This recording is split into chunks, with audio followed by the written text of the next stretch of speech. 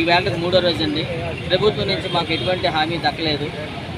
So మేము already 25 సంవత్సరాలు పోరాడిన తర్వాత ఎంటీఎస్గా మాకు 2023లో మాకు ఉద్యోగం కల్పించారు. కానీ అప్పటి నుంచి ఇప్పటి వరకు మాలో 200 మంది ఏజెన్సీ ప్రాంతంలో సర్వీసులు అందించి ఉన్నారు. ఇప్పుడు మాకు మళ్ళీ కౌన్సిలింగ్కి పిలిచి మాకు ఇక్కడ ఉద్యోగాలు చేయమని అంటున్నారు. ఇక్కడ ఉద్యోగాలు చేయాలి అంటే మాకు ఇచ్చే జీతం 32,670 రూపాయలు. మాకు ఎటువంటి ఎలవెన్స్లు డిఏ కానీ హెచ్ఆర్ఏ కానీ మెడికల్ ఎలవెన్స్లు కానీ ఏమీ లేవు. మాకు సావే శరణ్యం. మాకు 11 నెలల జీతం మాత్రమే ఇస్తున్నారు. మా వర్కింగ్ చేసిన దానికి ఎక్కడ మాకు మా నిర్భయ మండలాల్లో జీవో ఇచ్చినప్పటికీ కూడా ప్రభుత్వం దాని తొంగలో తొక్కి మాకు న్యాయం చేయకుండా అన్యాయం చేస్తుంది. ప్రభుత్వ పెద్దలు ముఖ్యమంత్రి గారు నారా లోకేష్ గారు, డిప్యూటీ సీఎం పవన్ కళ్యాణ్ గారు మాకు న్యాయం చేస్తారని కోరుకుంటున్నాం.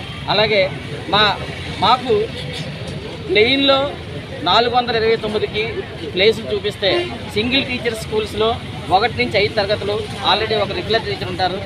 10 నుంచి 20 మంది ఉన్న స్టూడెంట్స్కి 1 నుంచి 5 తరగతులు డీల్ చేయాలంటే ఒక టీచర్కి 17 సబ్జెక్టులు వస్తాయి. అక్కడ మాకు సెకండ్ హ్యాండ్ టీచర్గా ఎంటీఎస్ టీచర్ని నియమించినట్లయితే మా అందరికీ ప్లేసులు సరిపోతాయి. ఎంటీఎస్ టీచర్ని single teacher schools, model schools, cluster ఇది ఓపెన్ చేస్తే ప్రభుత్వానికి అసలు సమస్య లేదండి. అసలు మా ప్రాబ్లమ్స్ అన్నీ సాల్వ్ అయిపోతాయి. మాకు ఇచ్చిన జీతానికి మా పని చేసిన దానికి సరిపోతుంది. లేదు అంటే మాకు సావే శరణ్యం. ఎంపీపీ లక్ష్మీపురం చోడవరం మండలంలో వర్క్ చేస్తున్నాను. 2008 డిఎస్సీ నాది. ఇక్కడ మా ఎంపీఎస్ టీచర్లు అందరూ కౌన్సిలర్ నిమిత్తం వచ్చారండి. అయితే ఇది ఏంటంటే వేకెన్సీ అంతా కూడా ఏజెన్సీలో చూపించడం జరిగింది. మొత్తం ఖాళీలన్నీ కూడా వేకెన్సీస్ అన్నీ కూడా మాకు ఏజెన్సీలో చూపించడం జరిగింది.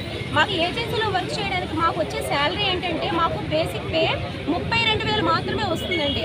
మాకు ఏ టీఏడిఏలు కానీ మిగతా ఏ అలవెన్సెస్ ఉండవండి.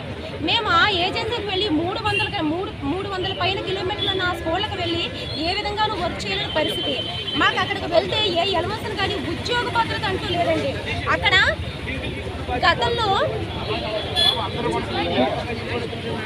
గతంలో మాకు నియర్ బై రెసిడెన్స్ అనే జీవో అమలు చేశారు. దానివల్ల ఏంటంటే మేము మా మండలాలకు దగ్గరలో వర్క్ చేసి ఉన్నాము. ఈసారి కూడా మాకు మండలాలకు దగ్గరలో నియర్ బై రెసిడెన్స్ అనే జీవోని కొనసాగిస్తూ మమ్మల్ని అందరినీ కూడా క్లస్టర్లో ఉన్న కార్యాలు చూపించి మమ్మల్ని అందరినీ సర్దుబాటు చేస్తే మా అందరి సమస్య అనేది తీరుతుందండి.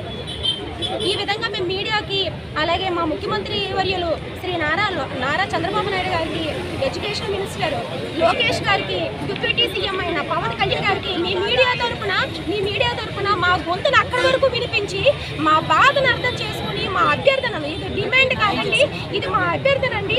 మా ఎంటీఎస్ 430 కుటుంబాల యొక్క బాధను అర్థం చేసుకుని మా గొంతు అక్కడి వరకు వినిపించి మాకు న్యాయం చేయాలని మేమందరం కూడా ఇక్కడ నిరసన తెలియజేస్తున్నాం ఈ మీడియా